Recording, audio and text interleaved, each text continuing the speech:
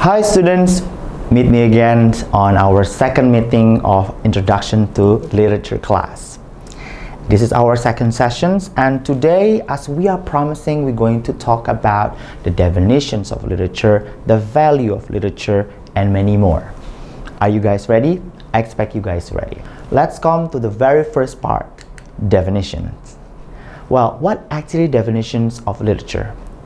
According to Mukarovsky, E.E. Cummings stated that literature is a work of fiction that is the result of creation by a spontaneous surge of emotion that is capable of expressing the aesthetic aspect of both the aspect of language as well as the aspect of meanings. Other resources, Wallach and Warren, stated that literature is a creative activity, a series of works of art. Eagleton stated that literature is a fine piece of writing. Bell letters is a work recorded of the language. Well, Baum stated that literature is a copyright work or a fiction that is both imaginative, or literature use of language is beautiful and useful, indicating other things. Well, last, Lefebvre stated that literature is descriptions of human experience that has dimensions of personal and social, as well as the knowledge of humanity that is parallel to the forms of a life itself.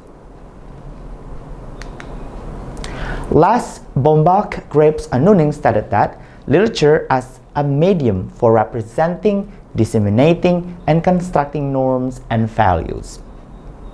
In a simple way, literature is actually any work of art. It could be printed, it could be in the forms of performances. Well, literature now divided into two, high literature and popular literature, or people may say high literature, which is content or focus on the quality and the essence of aesthetics, and the popular literature, or people may say the low literature, will focus not for the quality but more to the product quantity and the economic orientation. There are several values of literature. Well, before we begin to say about what are values of literature, I'm going to tell you what actually is value of literature. The phrase value of literature refers to the qualities inside the genre of poem, for example, stories, novel, and also text in drama or theaters. Values of literature is what make people read or listen or pay attention. It's what makes them worthwhile to read. In simple, we could say that if we feel our time reading is well spent, we can say that a work has value for us. There are several values which is later on students should try to find out the definitions of each value. The first is the entertainment value, political value, artistic value, cultural value, historical value, philosophical values, moral values, and last is the ethical values. Those values become your homework for today and next meeting, where we're going to discuss about the values of literature, a little bit knowledge that you discover by yourself. Well, the elements of literature are divided into two.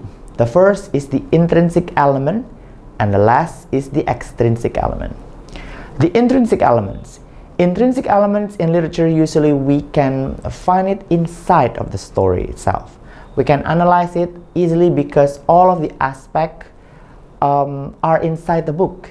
It could tell about the characters, the plot, the setting, moral message, scene, theme, etc.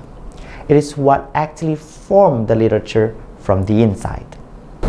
Intrinsic elements consist of several parts, such as character, plot, and for novel, prose, and poetry, there will be setting. For play and drama, there will be scene, and all of the genre will convey moral message. Well, the other element of literature is the extrinsic element. The extrinsic elements of literature was about the things that cannot really be found inside the story itself. It wasn't the material, but the fact and informations that support and surround the story. It could tell about the author, inspiration, life, experiences, etc. It could also tell about the world, the situation, past, present, or maybe the future, and many other supporting facts. Well, there are several forms of extrinsic elements, such as author's life, historical background, cultural background, and also social background. Well, we go to the next things. The nature of literature. There are imaginative literature and non-imaginative literature. What is actually imaginative literature? Well, it's highly connotative, which means words that is used in literary works have feeling and shade of meaning that words tend to evoke. Well, we also we could understand that what actually imaginative literature is as literature of power. It interprets human experience by presenting fictitious person, incidents, or situations, not by actual truth, but particular event or imaginary event characters. Kinds of literature genre. Usually, the imaginative fictions or imaginative literature is relates with poetry, novel or fictions, theater, anything in print, which means any writing could be categorized as literature or imaginative literature. Well, another nature of literature is non-imaginative literature. Well, in simple, we can say facts or something based on evidence. It always means that the word that used in that literature refer to meaning in dictionary. It means something that is not have the essence of arts. It's exact what happened. Well, we can say non-imaginative literature consists of, or simply we can say as literature of knowledge. A literature which presents actual fact, actual information, event, experiences, and of course ideas. There are many forms actually, but there are two most famous kind of non-imaginative literature. There are biographies and essay.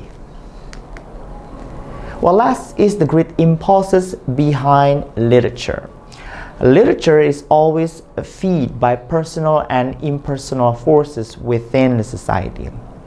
There are four powers that move or become the impulse of literature or the driving force of forming literature. First is the desire or our desire for self-expressions or the expressions of the authors. Second, our interest in the people and their doings, our interest. Third is our interest in the world of reality. When we see something, then we are inspired and we're going to write. And last is our love formed, meaning our feeling of love. Well, that's based on W.H. Hudson. Well, that's all. The first meeting of Introduction to Literature. See you next session. We're going to discuss more and more interesting discussion. But don't forget, you have a job to determine what are value, what are the definition of each values, and give me example for that. See you next meeting.